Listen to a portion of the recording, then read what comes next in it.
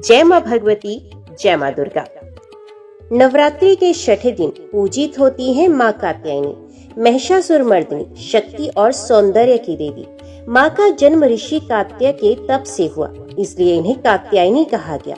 इनकी आराधना से साधक को साहस, विजय और वैवाहिक सुख प्राप्त होता है। आज हम आपको सुनाएंगे मां कात्यायनी की विस्तृत कथा, कैसे उनका प्राकट्य हुआ, कैसे उन्होंने असुरों का नाश किया और कैसे वे भक्तों को आज भी शक्ति और कृपा प्रदान करती हैं। तो आइए शंखनाद और दीपों की आभा के साथ प्रवेश करें इस दिव्य यात्रा में माता कात्यायनी की महिमा कथा में।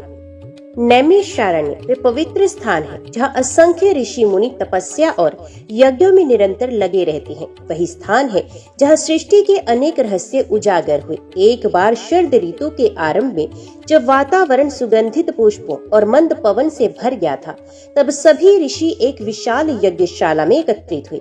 उस यज्ञ का संचालन महर्षि शौनक कर रहे थे। सैकड़ों मुनि, ब्रह्मचारी और साधक उस सभा में उपस्थित थे। सभी का मुख तेजोमय था। उनके हृदय में केवल एक जिज्ञासा थी, देवी के रहस्य और उनकी शक्तियों का सही स्वरूप जानना। सभा में महर्षि भृगु ने कहा, हे सूत जी, हम बार बार सुनते हैं कि नवरात्रि में प्रत्येक दिन माता के एक एक स्वरूप की पूजा की जाती है, परंतु हमें विशेष जिज्ञासा है कि छठे दिन पूजित होने वाली माता कात्यायनी कौन है, उनका जन्म कैसे हुआ, उन्होंने किस प्रकार असुरों का संहार किया और साधक को उनकी पूजा से क्या फल मिलता है। ये सुनकर अन्य सभी मुनि भी बोल उठे, हाँ, हमें भी माता कात्यायनी की विस्तृत कथा सुननी है, उनके प्राकट्य का रहस्य जानना है। सूत जी ने विनम्रता से हाथ जोड़कर कहा, हे मुनियों, आप अत्यंत पवित्र प्रश्न कर रहे हैं। कात्यायनी माता की कथा केवल पौराणिक आख्यान नहीं, बल्कि साधक के जीवन को आलोकित करने वाला मार्ग है। आज मैं आपको वे कथा सुनाऊंगा, जिसे सुनकर मनुष्य अपने भीतर छिपे भय, आलस्य और अज्ञान को नष्ट करता है, क्योंकि कात्यायनी की वही देवी है जिनकी शक्ति से असुरों का अंत हुआ और देवताओं ने पुनः स्वर्ग प्राप्त किया। सूत जी ने आगे कहा, बहुत समय पहले की बात है, जब असुरों का आतंक बढ़ गया था। देवताओं ने ब्रह्मा, विष्णु और महेश की शरण ली। तभी देव शक्तियों का तेज मिलकर एक दिव्य रूप प्रकट हुआ। वे रूप था मां कात्यायनी का। परंतु माता के प्राकट्य की कथा ऋषि कात्याय के तप से जुड़ी हुई है, इसलिए पहले हमें ऋषि कात्याय का चरित्र जानना होगा, क्योंकि उन्हीं के कारण ये दिव्य लीला प्रारंभ हुई। हे मुनियों, प्राचीन काल में कात्याय नामक महान ऋषि हुए। वे वेद और शास्त्रों के परम ज्ञाता, ब्रह्मचर्य और तपस्या के मूर्त स्वरूप थे। उनकी वंश परंपरा कात्याय गोत्र से थी, इसलिए उन्हें कात्याय कहा गया। ऋषि कात्याय के हृदय में एक ही संकल्प था, काश स्वयं भगवती शक्ति मेरी पुत्री के रूप में प्रकट हो और असुरों का विनाश करे। ऋषि कात्याय ने हिमालय की गुफाओं में जाकर कठोर तप आरंभ किया। उन्होंने व्रत रखा, केवल फल और कंदमूल से जीवन निर्वाह किया। वे दिन रात देवी का स्मरण करते और ओम ऐं ह्रीं क्लीं चामुंडाय विचे मंत्र का जप करते। उन्होंने अपने शरीर को अग्नि के चारों ओर बैठाकर तपाया, ठंड में बर्फ पर ध्यान किया। उनकी तपस्या की आभा इतनी प्रबल थी कि देवता, गंधर्व और सिद्ध भी उनके तेज को देखकर चकित हो उठते। उसी समय महिषासुर नामक असुर ने तीनों लोकों में उत्पात मचा रखा था। उसके आतंक से स्वर्ग, पृथ्वी और पाताल सभी पीड़ित थे। देवताओं ने ब्रह्मा, विष्णु और महेश से सहायता मांगी, तो त्रिदेव ने कहा, अभी समय आ गया है कि शक्ति स्वयं प्रकट हो। ऋषि कात्याय के तप का फल यही होगा कि भगवती उनके आश्रम में अवतरित होंगी। एक दिन जब ऋषि कात्याय संध्या वंदन कर रहे थे, आकाश से दिव्य प्रकाश प्रकट हुआ। वह प्रकाश सूर्य से भी हजारों गुना अधिक चमकीला था। उस प्रकाश से एक अद्भुत रूप प्रकट हुआ। चारों ओर स्वर्णिम आभा, सिंह पर आरूढ़ 18 भुजाएं, हाथों में त्रिशूल, चक्र, गदा, तलवार और विविध दिव्य आयुध। देवताओं ने जय ध्वनि की, जय हो मां कात्यायनी, जय हो महिषासुर मर्दिनी। ऋषि कात्याय भाव विभोर हो उठे। उन्होंने मां के चरणों में सर झुकाया और कहा, हे देवी, आप मेरे तप का परम फल है। आप ही जगत की माता हैं। कृपया असुरों का विनाश करके धर्म की स्थापना कीजिए। मां ने करुणा से कहा, हे कात्याय, मैं तुम्हारे तप से प्रसन्न होकर तुम्हारी पुत्री रूप में प्रकट हुई हूँ। अतः मेरा नाम कात्यायनी होगा। मैं शीघ्र ही महिषासुर का वध कर देवताओं को स्वर्ग लौटाऊंगी। सूत जी ने कहा, हे मुनियों, ऋषि कात्याय के आश्रम में माता कात्यायनी का प्राकट्य हो चुका था, परंतु महिषासुर का आतंक दिन प्रतिदिन बढ़ता जा रहा था।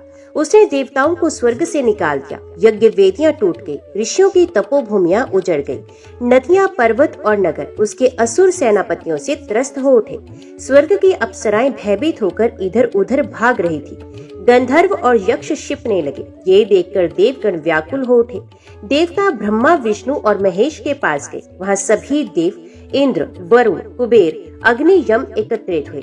सभी ने मिलकर हाथ जोड़कर कहा, हे त्रिदेव, महिषासुर के अत्याचार से तीनों लोक विनाश के कगार पर हैं।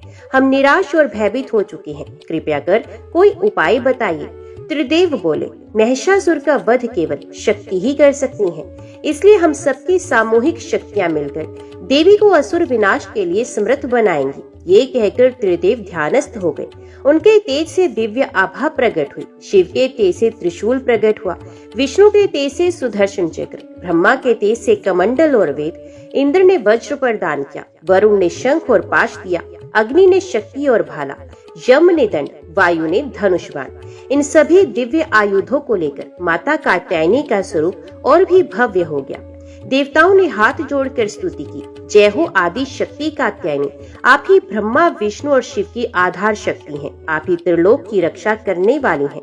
हम सब आपकी शरण में हैं। कृपया कर महिषासुर का वध कर हमें भय मुक्त कीजिए। माँ ने करुणा से मुस्कुराकर कहा, हे देवतागण, मैं शीघ्र ही असुरों का नाश करूंगी। तुम्हारा स्वर्ग पुनः लौटेगा, धर्म की विजय होगी और अधर्म का पतन। माँ सिंह पर आरूढ़ हुई। उनके 18 भुजाओं में दिव्य आयुध चमक उठे। उनके नेत्र सूर्य की भांति प्रखर हो गए। उनका स्वर गगन भेदी हुआ, महिषासुर, तेरे अंत का समय आ गया है। देवताओं ने आकाश से फूल बरसाए। चारों ओर जय कात्यायनी माता की ध्वनि गूंज उठी। सूत जी ने आगे कहा, हे मुनियों, महिषासुर अत्यंत बलशाली और अहंकारी था। उसने ब्रह्मा से वर प्राप्त किया था कि कोई देवता या पुरुष उसे ना मार सके। इस वरदान के कारण उसका अभिमान आकाश छूने लगा। वे अपने सिंहासन पर बैठकर गर्व से कहता, अब मुझे कोई रोक नहीं सकता। स्वर्ग, पृथ्वी और पाताल तीनों लोक मेरे अधीन होंगे। देवता मेरे दास बनकर रहेंगे। महिषासुर ने अपनी असुर सेना को आदेश दिया कि यज्ञशालाएं तोड़ दो, ऋषियों की तपोभूमि उजाड़ दो, पृथ्वी से धर्म का नाम मिटा दो। असुरों ने गांव को जला दिया, स्त्रियों और बच्चों को त्रस्त किया, नदियां रक्त से लाल हो गई। स्वर्गलोक पर कब्जा कर महिषासुर ने इंद्र को अपमानित किया और देवताओं को दास बना लिया। ये देखकर देवताओं ने पुनः माँ कात्यायनी का स्मरण किया। उन्होंने प्रार्थना की, हे जगत जननी, अधर्म अपनी सीमा लांघ चुका है। अब केवल आप ही हमारा उद्धार कर सकती हैं। माँ सिंह पर सवार हुई और उनके स्वर गगन में गूंज उठे, महिषासुर, तेरा अंत समीप है। अधर्म को कभी विजय नहीं मिलेगी। महिषासुर ने देवी का सामना करने के लिए अपनी सेना भेजी। सबसे पहले चिक्षुर और चामर नामक सेनापति आगे बढ़े। असंख्य रथ, हाथी और घोड़े संग लाए। उनके नगाड़े और शंखों से आकाश गूंज उठा। देवी ने अपने धनुष से बाणों की वर्षा की। उनके प्रत्येक बाण से असुरों के रथ चूर चूर हुए। त्रिशूल और गदा से असुर सेना भयभीत होकर भागने लगी। ये देखकर महिषासुर स्वयं रणभूमि में आया। वे कभी भैंसे का रूप लेता, कभी हाथी, कभी सिंह और कभी विशाल पर्वत जैसा हो जाता। देवी ने कहा, अरे दुष्ट, तू रूप बदलकर मुझे छल नहीं सकता। तेरे प्रत्येक रूप का अंत मेरे हाथों से होगा। और तभी देवी और महिषासुर के बीच भीषण युद्ध आरंभ हुआ। सिंह गर्जना करने लगा, पर्वत कांप उठे। देवता आकाश से देख रहे थे। हे मुनियों, जब महिषासुर स्वयं रणभूमि में आया तब चारों ओर भयानक गड़गड़ाहट गूंजने लगी। उसका रूप कभी भैंसे जैसा विशाल, कभी हाथी, कभी सिंह और कभी मनुष्य जैसा हो जाता। धरती उसके खुरों और पैरों से कांप उठी। देवी सिंह पर आरूढ़ थी। उनकी 18 भुजाएं दिव्य आयुधों से सुसज्जित थी। त्रिशूल, चक्र, गदा, धनुष, बाण, तलवार, खड्ग, शूल, घंटा और शंख। उनके नेत्र अग्नि की तरह प्रखर थे। महिषासुर ने गगन भेदी गर्जना की और देवी पर आक्रमण किया। वे अपने विशाल सिंगों से पर्वतों को उखाड़कर फेंक रहा था। देवी ने शांत भाव से धनुष उठाया और बाण छोड़ा। पहला बाण महिषासुर की छाती में लगा, दूसरा उसके हाथी रूप में प्रविष्ट हुआ, तीसरा बाण उसके सिंह रूप को भेद गया। परंतु असुर तुरंत नया रूप धारण कर लेता। देवता आकाश से चिंतित होकर देख रहे थे। देवी ने त्रिशूल से वार किया। महिषासुर ने पर्वत उठाकर देवी पर फेंका, लेकिन देवी ने चक्र से उसे चूर चूर किया। माँ ने अपना घंटा बजाया। उसकी गूंज से असुरों के हृदय भय से भर गए। देवी का सिंह दहाड़ा और असुर सेना भयभीत होकर भागने लगी। महिषासुर ने क्रोधित होकर गदा चलाई। देवी ने सहजता से उसे तलवार से काट डाला। युद्ध अनेक दिन तक चला। देवी कभी भाले से, कभी गदा से, कभी चक्र से प्रहार करती। महिषासुर हर बार नया रूप लेकर देवी को छलने का प्रयास करता। अंततः जब वे अपने वास्तविक भैंसे का रूप में आया तो देवी ने कहा, अरे दुष्ट, अब तेरा अंत निश्चित है। धर्म की रक्षा के लिए आज तुझे मेरे त्रिशूल का प्रहार सहना ही होगा।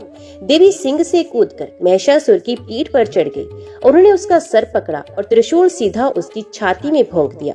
महिषासुर ने अंतिम बार गर्जना की और धरती पर गिर पड़ा। उसका विशाल शरीर पर्वत जैसा लग रहा था। देवताओं ने आकाश से फूल बरसाए, ढोल नगाड़े बज उठे। सभी ने एक स्वर में जय घोष किया, जय हो महिषासुर मर्दिनी, जय हो माता कात्यायनी। सूत जी ने आगे कहा, हे मुनियों, जब महिषासुर का वध हुआ तब तीनों लोकों में हर्ष की लहर दौड़ गई। स्वर्गलोक, पृथ्वी और पाताल सभी स्थानों पर धर्म का प्रकाश पुनः प्रकट हुआ।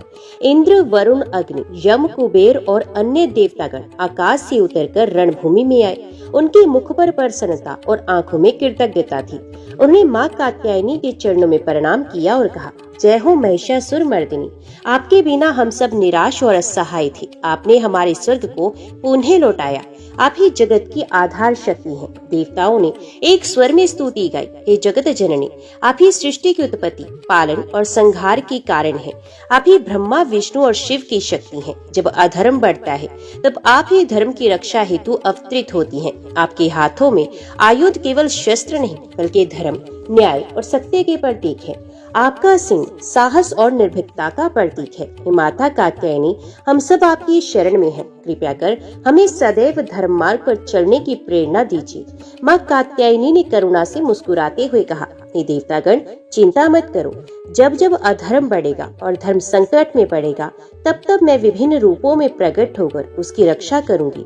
जो भी साधक श्रद्धा और भक्ति से मेरी उपासना करेगा उसके जीवन से भय और संकट दूर हो जाएंगे। उसे साहस, विजय और आनंद की प्राप्ति होगी।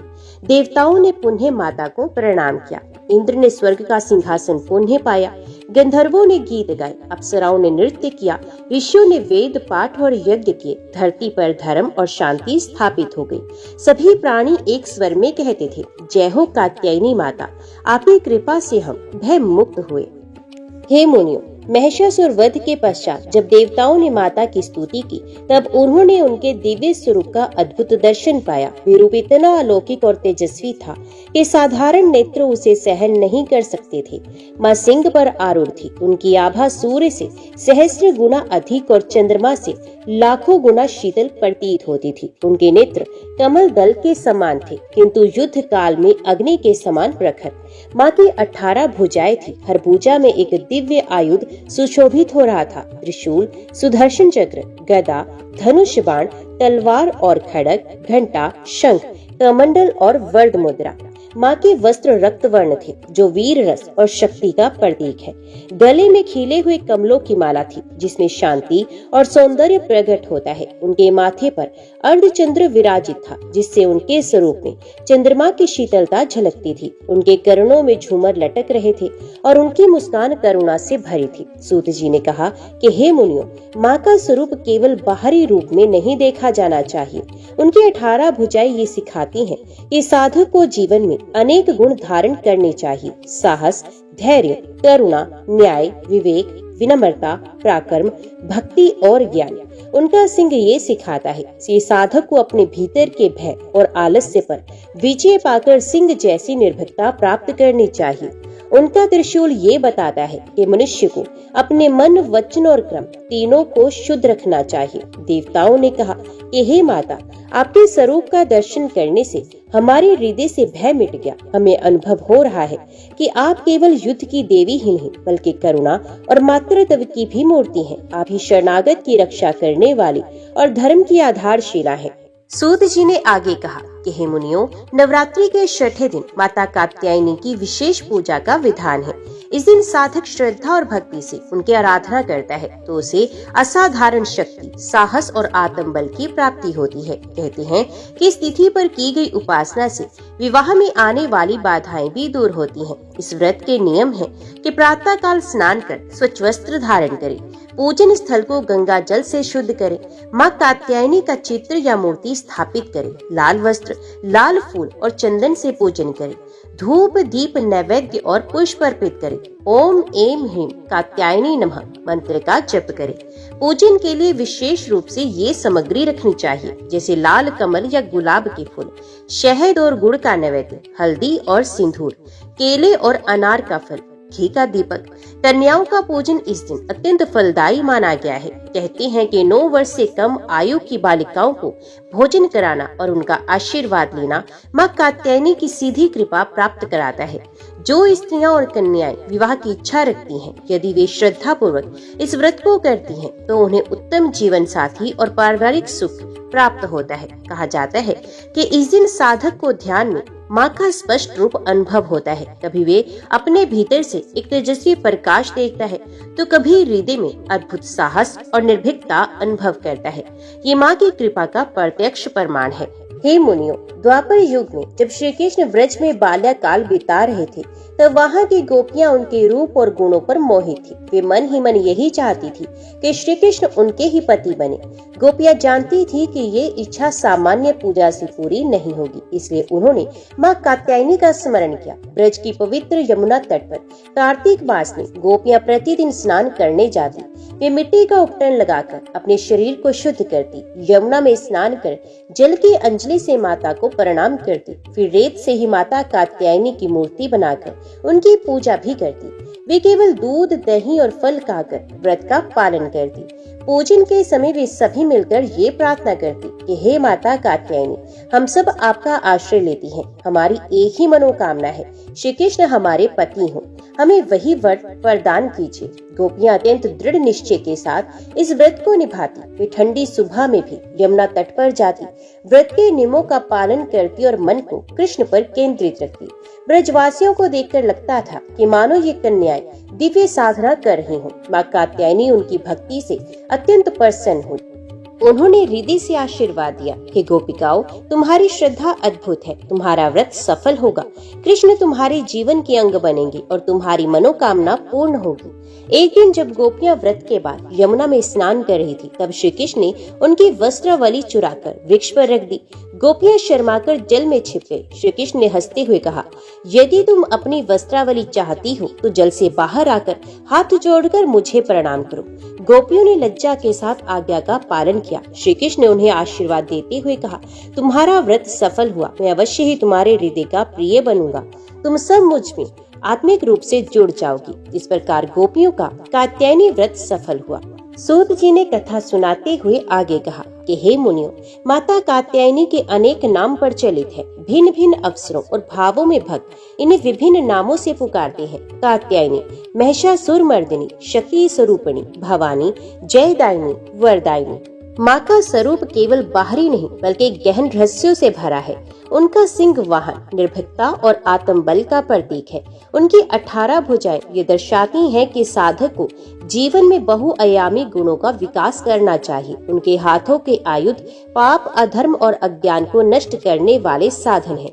उनका लाल वस्त्र शक्ति, साहस और पराक्रम का प्रतीक है। उनकी मंद मुस्कान करुणा, शांति और मातृत्व की मूर्ति है। माँ कात्यायनी की अनेक अद्भुत शक्तियाँ हैं। दुष्ट विनाशिनी शक्ति, भय नाशिनी शक्ति, मनोवांछित फलदायिनी शक्ति, साहस प्रदायिनी शक्ति, आध्यात्मिक शक्ति। कहा गया है कि साधक यदि छठे दिन प्रातः काल ध्यान करता है और माँ का ये स्वरूप हृदय में धारण करता है, सिंह पर आरूढ़ 18 भुजाओं वाली लाल वस्त्र धारण किए, हाथों में दिव्य आयुध लिए हुए, तो उसका समस्त भय नष्ट हो जाता है और मन में अपार शक्ति का संचार होता है। देवताओं ने कहा कि हे माँ कात्यायनी, आप केवल युद्ध की देवी ही नहीं बल्कि ज्ञान, शांति और करुणा की भी मूर्ति हैं। आपके नाम मात्र के उच्चारण से ही हमारे पाप मिट जाते हैं। आपके स्वरूप का ध्यान करने से साधु को संसार सागर से पार होने की शक्ति मिलती है। माँ कात्यायनी के अनेक नाम और स्वरूप हैं, जो भक्तों को अलग अलग प्रकार की प्रेरणा देते हैं। उनका प्रत्येक आयुध और वाहन किसी आध्यात्मिक सिद्धांत का प्रतीक है। उनकी रहस्यमय शक्तियाँ साधक को भय, दुख और अज्ञान से मुक्त कर मोक्ष की ओर ले जाती हैं।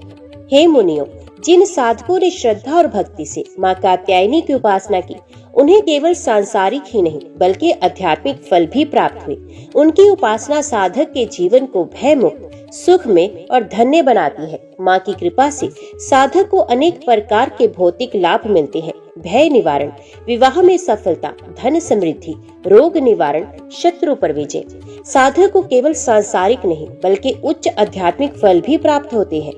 मन की शुद्धि, भक्ति की दृढ़ता, ज्ञान की प्राप्ति, साहस और धैर्य, मोक्ष की ओर अग्रसर।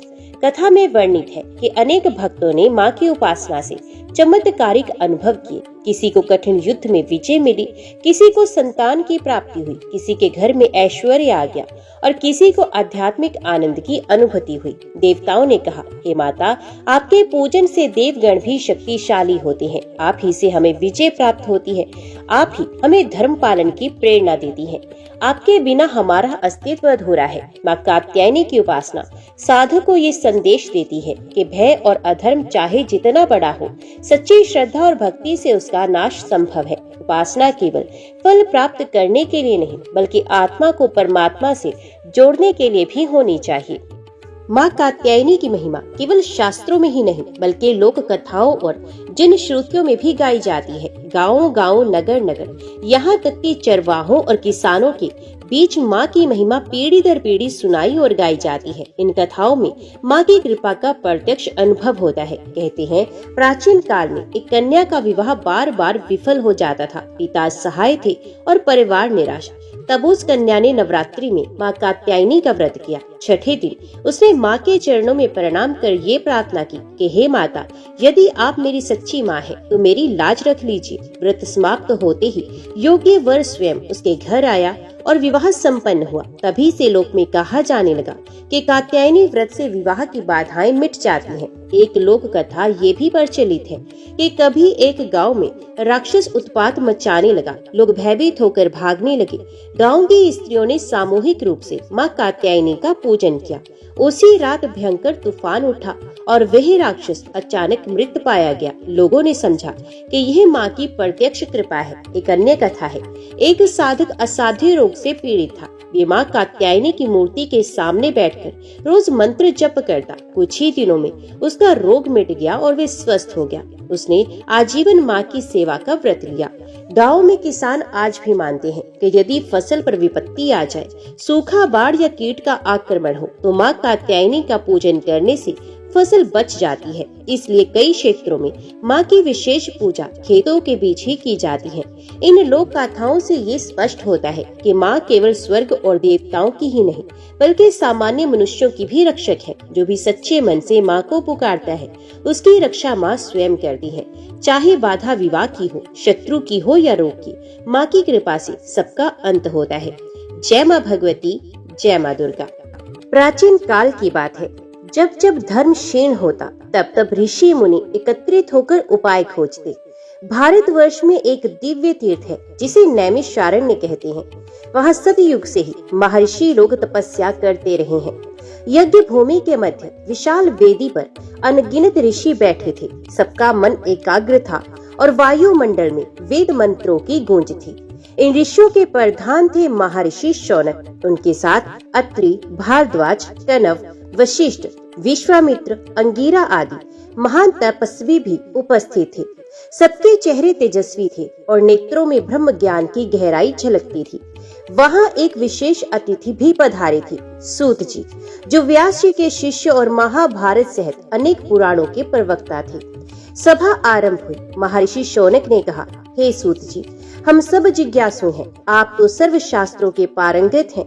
युगों युगों से सुनते आए हैं कि वर्ष के प्रत्येक मास में कोई न कोई विशेष व्रत या पर्व होता है, परंतु हमें विशेष जानना है अश्विन मास का रहस्य। हमने सुना है कि इस मास में सूर्य देव की उपासना और शारदीय नवरात्रि दोनों का महात्म्य है, पर इन दोनों का परस्पर क्या संबंध है? किस प्रकार यह मास अद्वितीय बन गया? कृपया करके विस्तार से सुनाइए। अन्य ऋषि भी बोले, हाँ, हम सुनना चाहते हैं। ये मास तो पितृपक्ष, श्राद्ध, नवरात्रि, विजयदशमी सबका संगम है। इसकी कथा सुनने से ही मानव का कल्याण होता है। सूत जी ने हाथ जोड़कर कहा, ऋषियों, तुम्हारा प्रश्न अत्यंत मंगलकारी है। अश्विन मास केवल कैलेंडर का एक अध्याय नहीं, बल्कि सूर्य देव की पुण्य प्रकाश और दुर्गा देवी की विजय का प्रतीक है। स्मरण करो, जब जब अंधकार ने जगत को ढक लिया, तब तब सूर्य देव ने अपने किरणों से जीवन दिया, और जब जब असुरों ने देवताओं को सताया, तब तब माँ दुर्गा ने अपना रौद्र रूप लेकर उन्हें परास्त किया। अश्विन मास में ये दोनों महात्म्य एक साथ प्रकट होते हैं, इसलिए इसे देवताओं का विशेष प्रिय मास कहा गया है। सूत जी ने आगे कहा कि हे मुनियों, श्राद्ध पक्ष के पश्चात जब अश्विन शुक्ल पक्ष आरंभ होता है, तब देवताओं के लिए मानो एक नव जीवन का पर्व होता है। इस मास में सूर्य दक्षिणायन से धीरे धीरे उत्तरीय गति की ओर अग्रसर होता है। शरदीय ऋतु का आगमन होता है और इसी समय माँ दुर्गा का नवरात्रि पर्व आता है, जिसे त्रैलोक के विजय कहा गया है। कहा जाता है, जो व्यक्ति इस मास में सूर्य उपासना करता है, उसे रोग निवारण, दीर्घायु और आरोग्य मिलता है, और जो नवरात्रि का व्रत करता है, उसे साहस, विजय और समृद्धि प्राप्त होती है। परंतु जो दोनों उपासनाएं मिलाकर करता है, वे अद्वितीय फल पाता है, भौतिक और आध्यात्मिक दोनों। हे ऋषियों, तुम्हें जानना चाहिए कि ये केवल कल्पना नहीं, बल्कि इतिहास है। एक समय ऐसा भी आया जब असुरों ने सूर्यदेव के रथ को रोक दिया, संपूर्ण पृथ्वी पर अंधकार छा गया। तब देवताओं ने माता दुर्गा का आवाहन किया। देवी ने महिषासुर और अन्य दैत्यों का संहार किया और सूर्य देव को पुनः तेज प्रदान किया। तभी से अश्विन मास का नवरात्रि पर्व स्थापित हुआ और इसे सूर्य उपासना के साथ संयुक्त किया गया। नैमिषारण्य की उस दिव्य सभा में जब सूत जी ने अश्विन मास का महत्व बताया, तो महर्षि शौनक पुनः बोले, हे महामुने, आपने कहा कि इस मास में सूर्य उपासना का विशेष फल है, किंतु हम सुनना चाहते हैं कि स्वयं सूर्य देव कौन है, उनका जन्म कैसे हुआ और वे किस प्रकार समस्त जगत के पालनकर्ता बने। अन्य ऋषियों ने भी सहमति जताई। हाँ, ये रहस्य हमें अवश्य सुनाइए। सूत जी ने कहा, ऋषियों सुनो, प्रारंभ में जब सृष्टि की रचना हुई, तब ब्रह्मा जी ने जगत को उत्पन्न किया। ब्रह्मा जी के मानस पुत्र कश्यप ऋषि थे। उनकी पत्नी अदिति ने तपस्या करके परम पिता से वर पाया कि उनके गर्भ से देवताओं का उद्भव होगा। इसी अदिति के गर्भ से जन्मे थे आदित्यगण, जिनमें मुख्य हैं विवस्वान, मित्र, पूषा, अर्यमा, भग, धाता, त्वष्टा, वरुण, अंश और इंद्र। इनमें से ही विवस्वान सबसे तेजस्वी थे। वही आगे चलकर सूर्य देव के नाम से प्रसिद्ध हुए। सूर्य देव का दिव्य स्वरूप अत्यंत अद्भुत है। उनका रथ स्वर्णमय है, जो आकाश मार्ग में गति करता है। उस रथ को 7 अश्व खींचते हैं, जो इंद्रधनुष के 7 रंगों का प्रतीक है।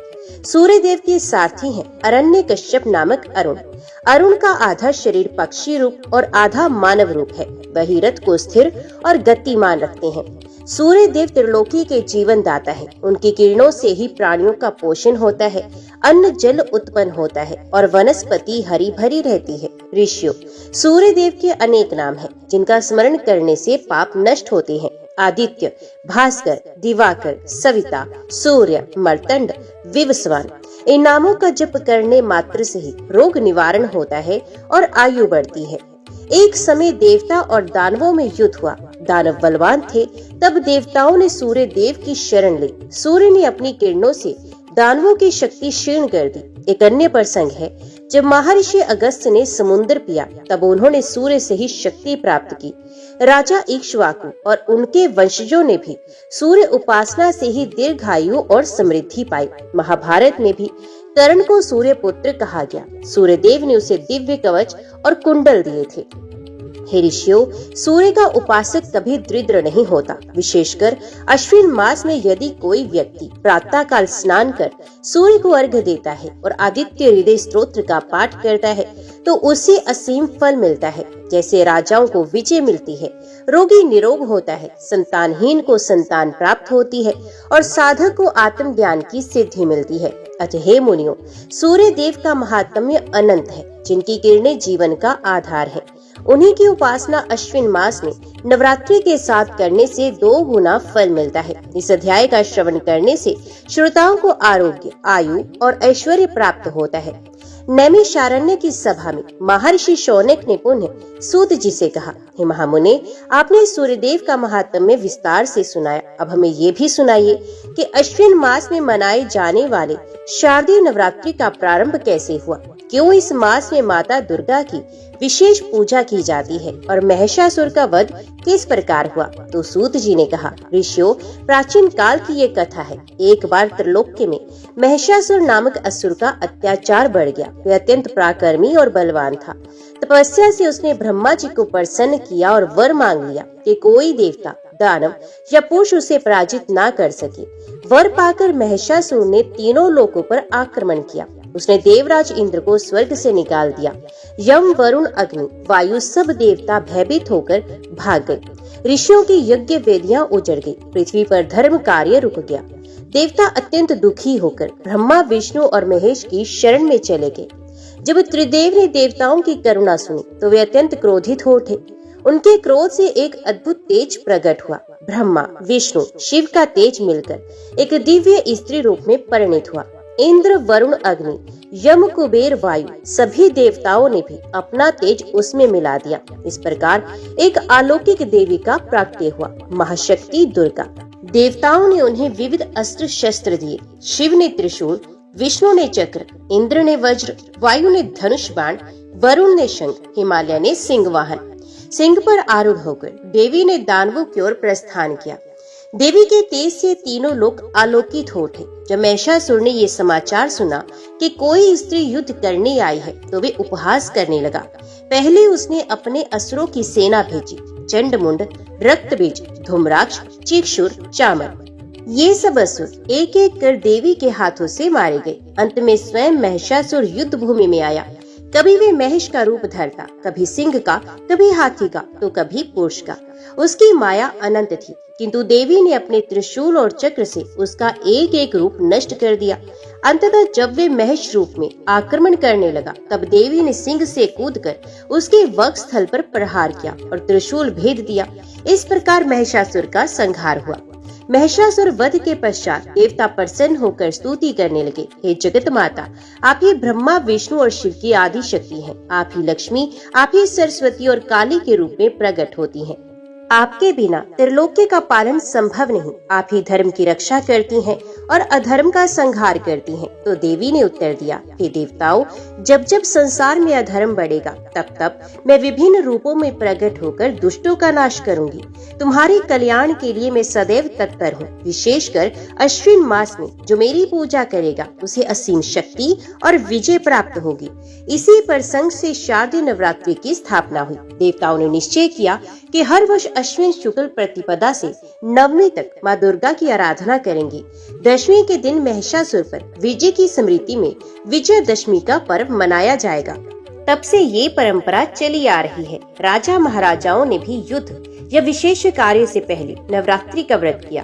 भक्तगण घर घर में घट स्थापना करके देवी का पूजन करने लगे। नैमिषारण्य की सभा में जब सूत जी ने महिषासुर वध की कथा कही तो महर्षि अत्रि ने प्रश्न किया कि सूत जी, हमने सुना है कि कभी असुरों ने सूर्य लोक पर भी आक्रमण किया था और उस समय सूर्यदेव का तेज लुप्त हो गया था। कृपया बताइए, तब देवी ने किस प्रकार सूर्यदेव की रक्षा की और इस घटना का अश्विन मास से क्या संबंध है। तो सूत जी ने कहा, हे ऋषियों सुनो, महिषासुर के वध के बाद भी असुरों का अहंकार समाप्त नहीं हुआ। शुंभ निशुंभ, धूम्रलोचन, रक्तबीज और अन्य दानव बार बार देवताओं को सताने लगे।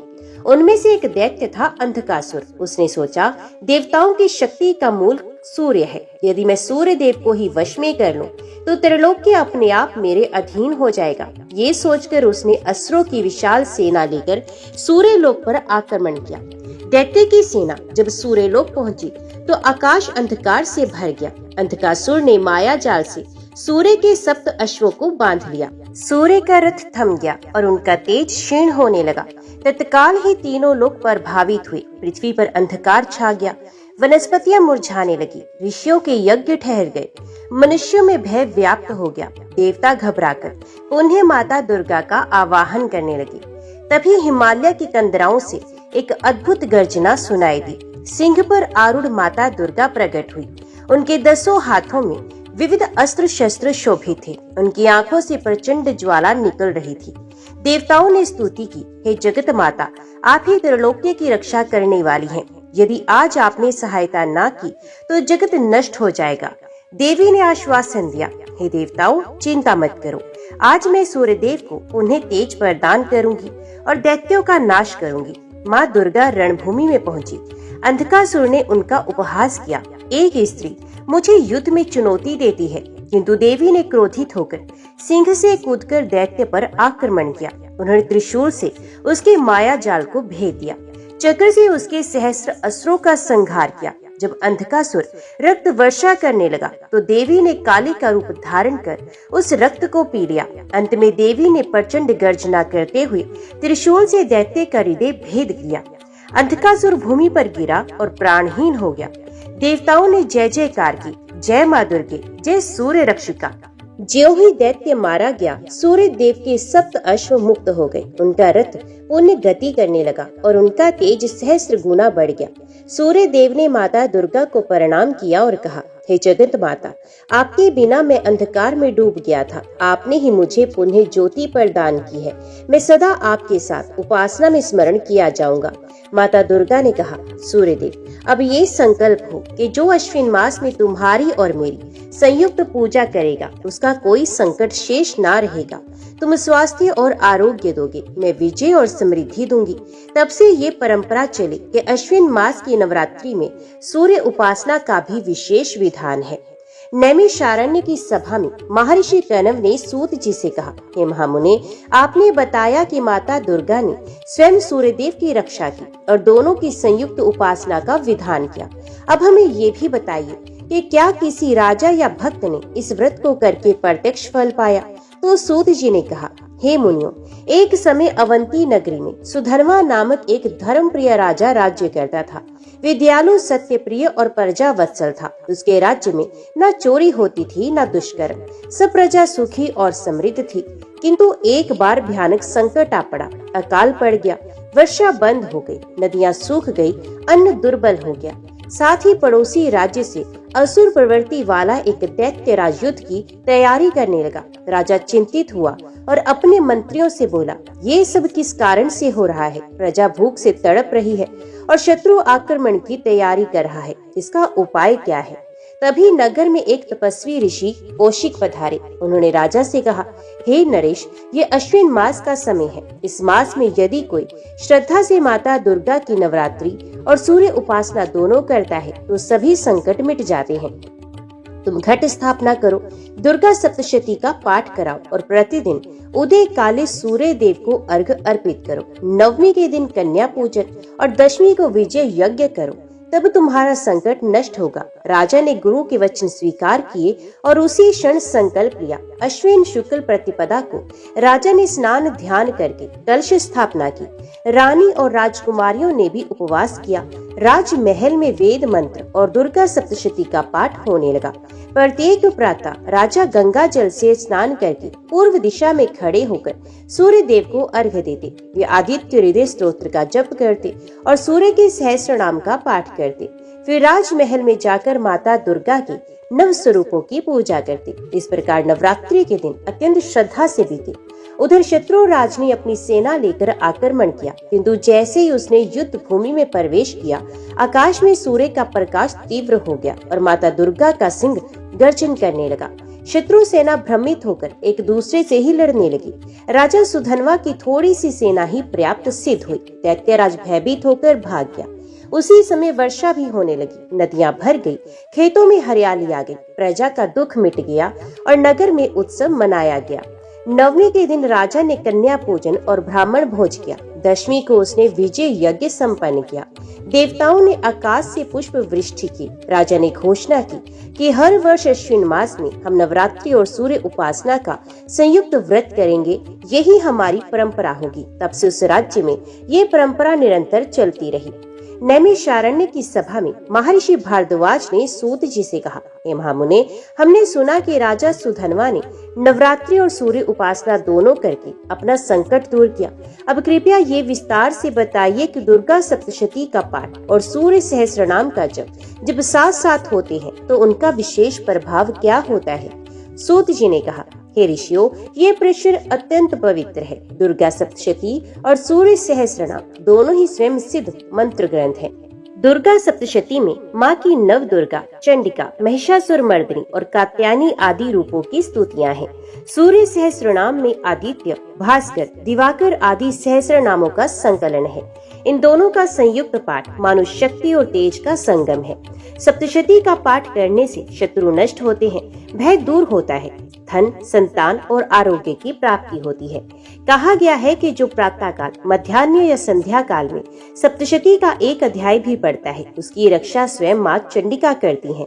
अश्विन मास में इसका पाठ करने से फल सहस्त्र गुना बढ़ जाता है। इसी प्रकार सूर्य सहस्त्रनाम के जप से रोग, शोक और दरिद्रता का नाश होता है, आयु और आरोग्य प्राप्त होते हैं, साधक को तेज और दीप्ति मिलती है। महर्षि अगस्त्य ने स्वयं श्री राम को आदित्य हृदय स्तोत्र और सहस्त्रनाम का उपदेश देकर रावण विजय का मार्ग दिखाया था, इसलिए इसे अमोघ कहा गया है। हे मुनियों, मैं तुम्हें एक प्राचीन कथा सुनाता हूँ। विदर्भ देश में एक ब्राह्मण था, शरणदेव। वे निर्धन था, उसके घर में सदा रोग और दुख रहते थे। एक बार अश्विन मास की नवरात्रि आई। गांव के पंडित ने उसे उपदेश दिया कि हे ब्राह्मण, नवरात्रि में माँ दुर्गा सप्तशती का पाठ करो और प्रातः काल सूर्य सहस्त्रनाम का जप करो। शरणदेव ने वैसा ही किया।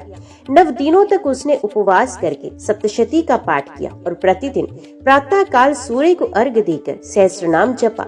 9वें के दिन माँ दुर्गा ने स्वप्न में प्रकट होकर कहा, हे शरणदेव, अब तेरे सभी दुख दूर हो जाएंगे। दूसरे दिन उसे नगर में मान सम्मान मिला, विद्या और धन की प्राप्ति हुई। उसके घर से रोग और शोक दूर हो गए और वे दीर्घायु हुआ। इस प्रकार सप्तशती और सहस्त्रनाम का संयुक्त फल प्रत्यक्ष देखा गया। ऋषियों, कारण ये है कि दुर्गा सप्तशती साधक को साहस, शक्ति और विजय देती है और सूर्य सहस्त्रनाम साधक को तेज, आरोग्य और दीर्घायु देता है। जब दोनों का संगम होता है तो साधक के जीवन से अंधकार और दुर्बलता पूरी तरह दूर हो जाती है। वे दिव्य तेज से आलोकित होकर जीवन के सभी क्षेत्रों में सफल होता है। सभा में महर्षि शौनक ने सूत जी से कहा, हे महामुने, आपने सूर्य सहस्त्रनाम और दुर्गा सप्तशती के संयुक्त महात्म्य का वर्णन किया। अब हमें ये विस्तार से बताइए कि नवरात्रि के 9 दिनों में सूर्य उपासना किस प्रकार करनी चाहिए, अर्घ्य कैसे दिया जाता है और कौन से मंत्रों का उच्चारण आवश्यक है। सूत जी ने कहा, हे मुनियों, सूर्य उपासना का विधान वेदों और पुराणों दोनों में वर्णित है। विशेषकर अश्विन मास की नवरात्रि में यह साधना अति फलदायी होती है। अब मैं संक्षेप में उसका क्रम बताता हूँ। साधक को प्रातः ब्रह्म मुहूर्त में उठकर स्नान करना चाहिए। स्वच्छ वस्त्र धारण करके पूर्व दिशा की ओर मुख करके खड़ा होना चाहिए। तांबुल, कुशा और तांबे के पात्र में जल लेकर उसमें लाल पुष्प, अक्षत, रोली और थोड़ा गुड़ मिलाना चाहिए। फिर सूर्य के उदय होते ही दोनों हाथों से अर्घ्य देना चाहिए। अर्घ्य देने से सूर्य किरणें जलकणों के माध्यम से साधक के नेत्रों और मस्तक पर पड़ती हैं। इससे साधक का शरीर और मन दोनों शुद्ध होते हैं। शास्त्रों में कहा गया है कि अर्घ्य के बिना सूर्य प्रसन्न नहीं होते। अर्घ्य देते समय साधक को मंत्रों का उच्चारण करना चाहिए। ओम धृणी सूर्याय नमः, ओम आदित्याय नमः, ओम भास्कराय नमः। यदि कोई साधक समर्थ हो तो आदित्य हृदय स्तोत्र का पाठ करना उत्तम है। नवरात्रि के 9 दिनों में सूर्य उपासना करते समय कुछ विशेष नियम बताए गए हैं। प्रतिदिन अर्घ्य के बाद सूर्य को लाल पुष्प और गुड़ अर्पित करना। दिन में एक समय ही सात्विक भोजन लेना। असत्य, परनिंदा, क्रोध और तामस आहार से बचना। संध्या समय भी सूर्यास्त के समय अर्घ्य अर्पण करना। प्रतिपदा से सप्तमी तक साधक सूर्य को अर्घ्य देकर दुर्गा सप्तशती का पाठ करे।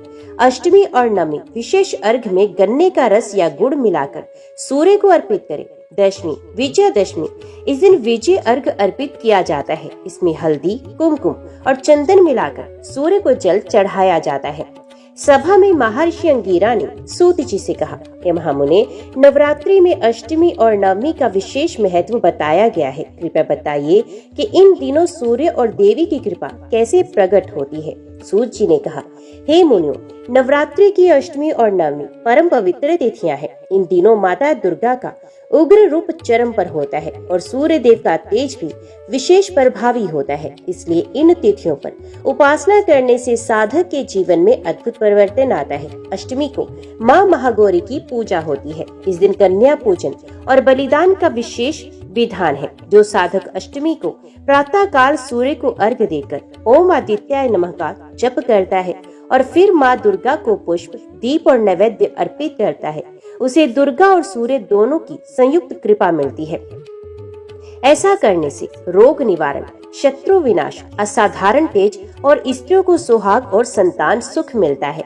नवमी को माता सिद्धिदात्री की पूजा होती है। इस दिन सूर्य को ओम सिद्धिदायिने सूर्याय नमः कहकर अर्घ्य देना चाहिए। नवमी को किए गए जप और हवन का फल सहस्त्र गुना बढ़ जाता है। ऐसा करने से साधक को सिद्धियां प्राप्त होती हैं, व्यापार, शिक्षा और युद्ध में विजय मिलती है, रोग और ग्रह दोष समाप्त हो जाते हैं। हे मुनियों, एक समय कुरुक्षेत्र में सुव्रत नामक वैश्य रहता था। वे अत्यंत निर्धन और रोगी था। उसने नवरात्रि का व्रत रखा और अष्टमी को सूर्य को गुड़ जल से अर्घ्य अर्पित किया, फिर कन्या पूजन किया और दुर्गा सप्तशती का पाठ किया। नवमी के दिन उसने पुण्य अर्घ्य देकर सहस्त्र नाम जपा। रात्रि में उसे स्वप्न में माँ दुर्गा और सूर्य देव दोनों प्रकट हुए। माँ ने कहा, वत्स, अब तेरे सभी कष्ट दूर हो जाएंगे। अगले ही दिन से उसका व्यापार बढ़ने लगा, रोग दूर हो गए और घर में समृद्धि आ गई। तब से वे प्रतिवर्ष अष्टमी और नवमी को विशेष उपासना करने लगा। ऋषियों, अष्टमी और नवमी वे दिन है जब सूर्य का तेज और देवी की शक्ति साधक के जीवन में प्रवेश करती है। इन दिनों किया गया अर्घ्य, जप और हवन कई जन्मों के पाप नष्ट कर देता है। साधक मानो तेज और शक्ति का जीवित रूप बन जाता है। हे मुनियों, श्रद्धा से अष्टमी और नवमी की उपासना करने से उसका जीवन रोग शोक से मुक्त होता है, उसे संतान, धन और आरोग्य प्राप्त होता है, उसके घर में सदैव प्रकाश और सुख बना रहता है और अंत में वे देवताओं के धाम में स्थान पाता है। जय माँ भगवती, जय माँ दुर्गा।